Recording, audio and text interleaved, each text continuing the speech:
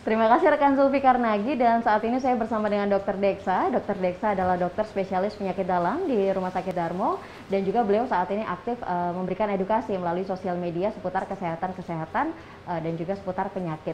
Dan kali ini bersama dengan Dr. Deksa kita akan mengulas lebih jauh seperti apa dampak dari obat tradisional yang mengandung bahan kimia obat. Terima kasih Dr. Deksa sudah bergabung bersama dengan kami semua.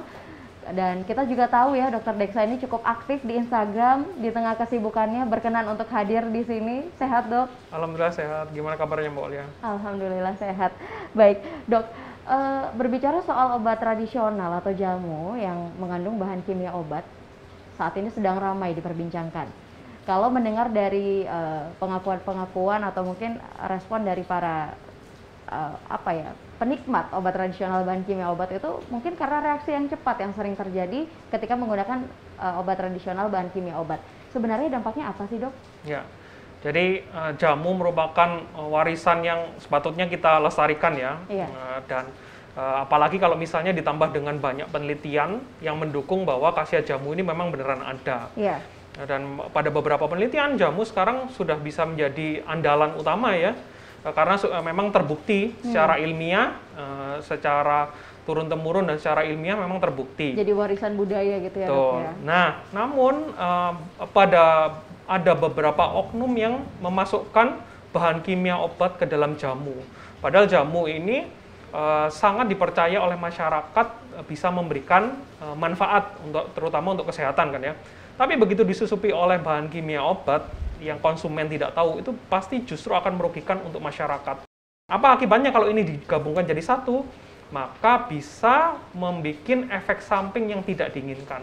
Bayangkan aja misalnya jamu A ketemu obat A yang dimasukkan ke situ. Obat A ini gunanya hanya untuk demam aja. Betul. Dikonsumsi pada orang yang sehat atau orang yang lemes capek-capek. Meskipun dia tidak demam, dimasuki obat itu. Perasaan yang utama langsung yang timbul adalah perasaan enak ya, nyaman. Tapi jika ini dikonsumsi terus-menerus dan menjadi suatu kebiasaan, maka akan timbul efek samping. Nah, efek samping ini yang tentu kita tidak inginkan. Oke, efek samping yang lumayan besar, cukup besar begitu ketika menemui yang namanya obat tradisional dan mengandung bahan kimia obat. Dokter Deksa, kenapa begitu tertarik untuk memberikan sosialisasi kepada masyarakat Indonesia seputar kesehatan? Ya, awal mulanya sih dari COVID ya. Saya terjun ke edukasi di sosial media itu karena COVID yang tinggi. Kemudian apa yang bisa saya lakukan sebagai dokter? Kan prinsipnya dokter itu harus ada bisa... keresahan yang muncul gitu. Betul. Ya, Dok ya? Selama ini kami mungkin udah bisa menjalankan 4 pilar utama ya, preventif, promotif, kuratif sama rehabilitatif. Namun kesannya kami belum bisa menjangkau, utamanya saya ya, belum bisa menjangkau secara keseluruhan. Padahal dengan adanya teknologi yang ada zaman sekarang, apalagi sosial media, kenapa enggak digunakan untuk meraih audiens yang lebih luas, reach the bigger audience. Yang paling mudah ya dengan melakukan edukasi di sosial media, di mana kita bisa menjangkau orang di Jakarta. Saya di Surabaya, orang di Jakarta bisa saya jangkau. Orang udah banyak loh, Dokter Deksa, ini luar biasa. Orang di Aceh bisa dapat, orang di Papua bisa dapat. Jadi senang aja kalau bisa bermanfaat dan berguna, dan ilmu yang saya miliki ini bisa juga dirasakan oleh masyarakat. Artinya awalnya muncul keresahan yang dirasakan oleh Dokter Deksa karena minimnya informasi kepada masyarakat Indonesia seputar kesehatan. Nah, awalnya karena minimnya edukasi tentang COVID. Awalnya COVID karena dulu ya, saya terjun kan COVID ya, waktu COVID. Kemudian ternyata setelah didalami, oh ternyata banyak hal ya, nggak hanya COVID ternyata. Minimnya edukasi kesehatan di masyarakat itu bermula dari COVID, tapi sekarang saya rasakan, wah banyak banget ya ternyata efek samping obat, kemudian penggunaan obat yang tidak tepat guna, info tentang penyakit, itu ternyata minim banget di masyarakat. Dan banyak mitos yang harus dipecahkan ya, Dok? Dipecahkan, benar. Betul. Tadi dokter sempat mengatakan bahwa salah satu poin yang diposting di sosial media itu adalah seputar memecahkan mitos-mitos yang saat ini beredar di masyarakat. Salah satu mitos yang cukup besar beredar di masyarakat ini ya pasti terkait dengan penggunaan obat tradisional dan bahan kimia obat ini, Dok. Bagaimana respon masyarakat ketika dokter memposting hal-hal seputar ini begitu, Dok? Kadang-kadang biasanya pasti ada masyarakat yang mungkin bahasa ini ya, bahasa gaulnya gitu bengal begitu, Dok. Ya. Yang pertama justru banyak yang kaget. Iya. Ya. Ah, kok bisa sih? Kok bisa sih? Ya. Karena apa? Mereka menganggap ini merupakan suatu hal yang lumrah. Iya. Ternyata ada beberapa oknum yang memanfaatkan ini kemudian justru akan merugikan konsumen. Dan setelah saya membuat postingan itu, akhirnya mulai banyak orang yang merasa kemarin itu saya kena seperti ini loh, Dok. Iya. Saya nyesel baru ada postingannya ini sekarang, Dok. Kenapa nggak dari dulu? Berarti banyak orang yang sebetulnya belum tahu, belum banyak teredukasi dengan baik ya, Dok ya. Betul. Jadi ya ini akhirnya membuat saya sedih. Oh, iya, kenapa ya kok nggak dari dulu ya, gitu. Jadi lama-kelamaan orang akan sadar, oh iya memang kelihatannya sepele, tapi di balik itu ternyata ada oknum yang memanfaatkan jamu disusupi dengan bahan kimia obat. Oke, jamu disusupi dengan bahan kimia obat. Selama 3 tahun praktek, Dok, khusus di spesialis penyakit dalam, tentu menjumpai beragam pasien dengan karena kasus seperti ini. Biasanya seperti apa, Dok, cerita pasien? Nah, yang waktu itu saya posting kan terkait dengan ini ya, jamu-jamuan, utamanya jamu pegelinu, yang ternyata di situ ada bahan untuk bahan kimia obatnya ya. Jadi bahan obat-obatan yang khusus untuk memang satu bisa mengurangi pegelinu, bisa mengurangi nyeri, bisa mengurangi demam. Tapi ya ini ya, kalau misalnya kita ke dokter diberikan obat itu tujuannya kita tahu, oh sakitnya ini, jangka waktu pemberiannya ini, kita berikan efek sampingnya seperti ini nih ya. Jadi kita informasikan dengan benar. Namun kalau itu dimasukkan ke dalam jamu yang dianggap aman, kan orang kalau sekarang ngomong jamu itu adalah karena ini adalah produk herbal, itu kan mereka udah oh aman. Tapi kalau sudah disusupi oleh oknum kayak gitu, dimasukkan bahan kimia obat yang dikatakan aman tadi menjadi nggak aman lagi. Dok, kalau dari seluruh pasien yang selama ini pernah datang ke dokter begitu ya, pernah dokter temui dengan kasus serupa, ada tidak yang paling spesial begitu dengan karena jamu ini yang tidak terlupakan oleh dokter? Ya ini yang waktu itu sempat saya posting ya, usianya masih sangat muda, dia tulang punggung keluarga, terus karena dia tulang punggung keluarga mau nggak mau kan capek pun harus dia lalui untuk bisa dapat uang kan, ibaratnya untuk mengais rezeki kan dari situ. Nah, selama dia bekerja, dia harus mengkonsumsi jamu-jamu seperti itu. Yang dia tidak tahu apakah ini sudah ada izin edarnya, apakah ini ada kandungan yang berbahaya di dalamnya. Yang penting setelah dia minum jamu itu selesai masalahnya, pegelinunya hilang, dia bisa kerja lagi. Dan ini sudah masuk dalam stadium akhir begitu belum, ya? Awalnya belum kan. Namun setelah dia konsumsi berulang. Baru datang ke dokter ketika baru datang kok saya akhir. Semakin lemes ya, Dok. Terus kemudian obatnya kita cek. Jamunya udah nggak mempan begitu ya? Nah, mungkin jamunya nggak mempan atau dianya udah mulai timbul penyakit yang selama ini dia nggak sadari, dia nggak mau ke dokter. Karena mungkin kalau ke dokter takut atau apa.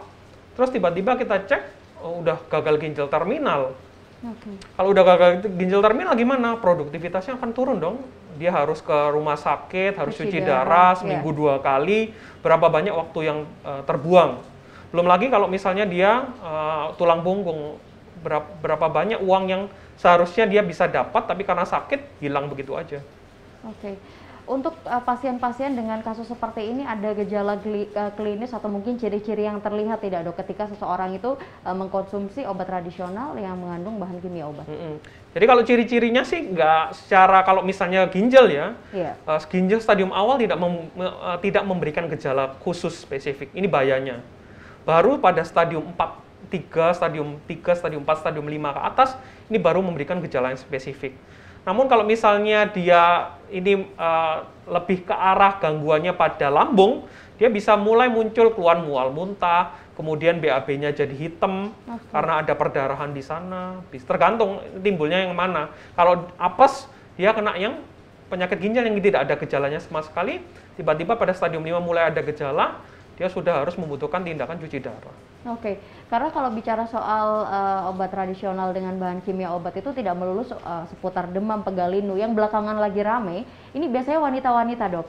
mereka concern untuk melangsingkan badan, menguruskan badan. Labelnya mungkin obat tradisional, obat herbal, tapi kita tidak pernah tahu kandungannya seperti apa.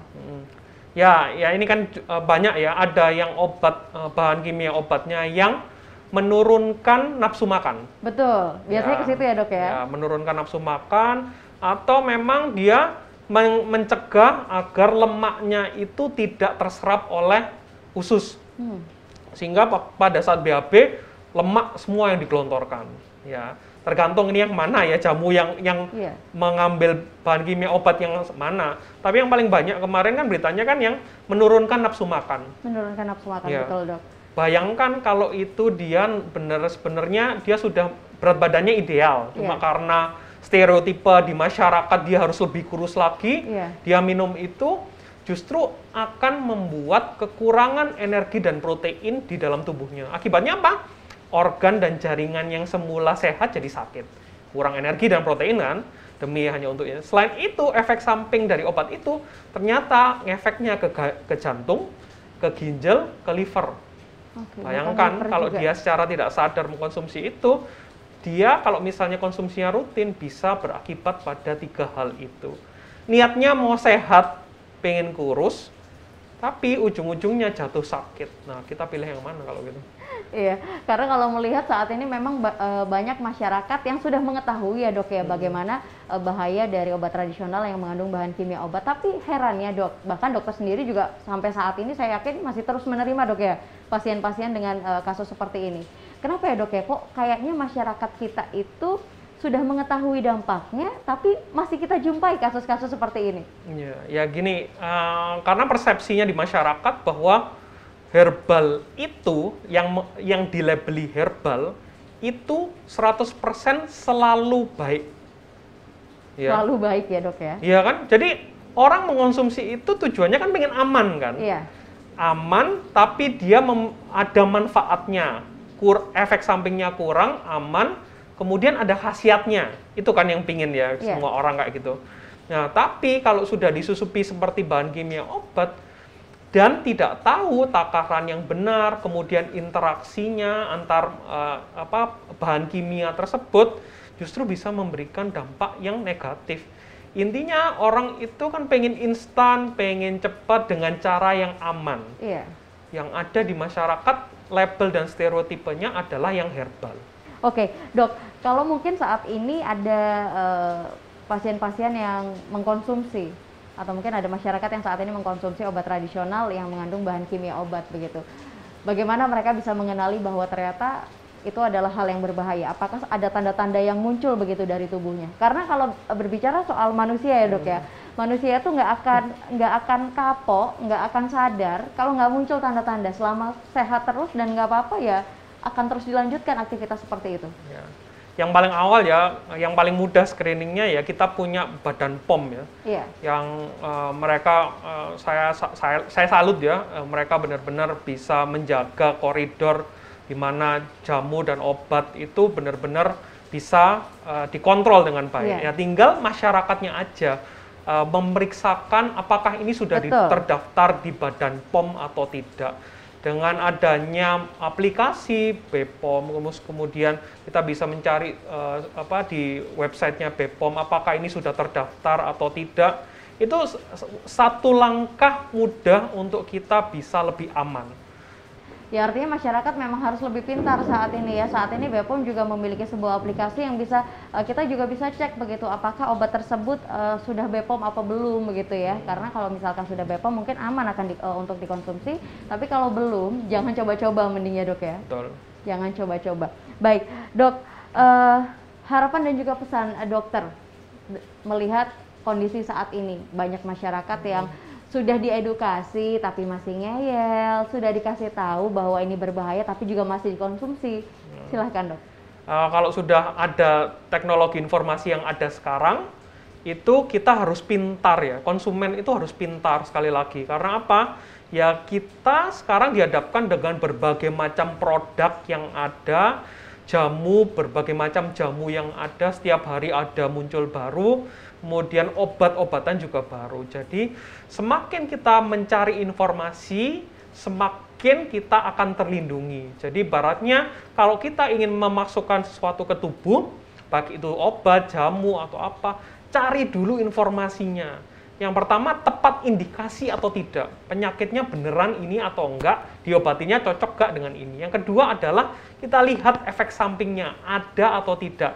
Efek samping yang timbul kalau kita setelah membeli obat itu apa aja dicatat. Kalau nanti saya timbul efek samping ini, saya tahu harus kemana. Yang ketiga, kalau sudah, ya cari sumber informasi yang valid sekali lagi. Karena itu yang bisa membantu kita mencegah dari berbagai macam efek samping yang mungkin timbul karena penggunaan jamu akibat BKO atau memang obat beneran. Oke, terakhir dok, ada penanganan dini tidak yang bisa dilakukan oleh masyarakat yang sudah terlanjur mengkonsumsi obat tradisional yang mengandung bahan kimia obat? Mungkin setelah menyaksikan tayangan ini mereka sadar begitu ya, tapi saya sudah terlanjur 3 tahun nih mengkonsumsi. Langkah awal apa yang bisa mereka lakukan untuk membuat dirinya kembali sehat? Yang pertama adalah kalau misalnya keluhan itu timbul berulang, kemudian diobatin terus-menerus dengan merek jamu tertentu atau apa, terus kemudian timbul lagi sifatnya kronis, pasti ada sesuatu yang bermasalah. Oke, di bagian tubuhnya ini betul, ya dok ya? Apakah dia mungkin ada penyakitnya yang tidak diketahui, atau mungkin ada suatu kondisi yang dia sebetulnya derita tapi takut untuk kontrol ke dokter. Kalau sudah seperti itu, seperti apa? Jadi segera hentikan, cari dulu informasinya, penyakitnya ini apa. Karena setiap terapi, setiap pengobatan, itu kita harus tahu targetnya dulu. Penyakitnya, kalau enggak kita kayak mana, tapi nggak tahu targetnya kemana. Karena ngasih obat ya, ini mungkin ini penyakitnya. Kalau penyakitnya sudah ketahui, kita memberikan terapi itu kan pasti tepat ya. Jadi ketahui dulu sumber masalahnya itu apa, baru kita berikan terapi. Iya, lebih baik memang langsung berangkat ke tenaga kesehatan untuk bisa melihat seperti apa penyakit yang dialami daripada mencari informasi dari Google ya dok ya.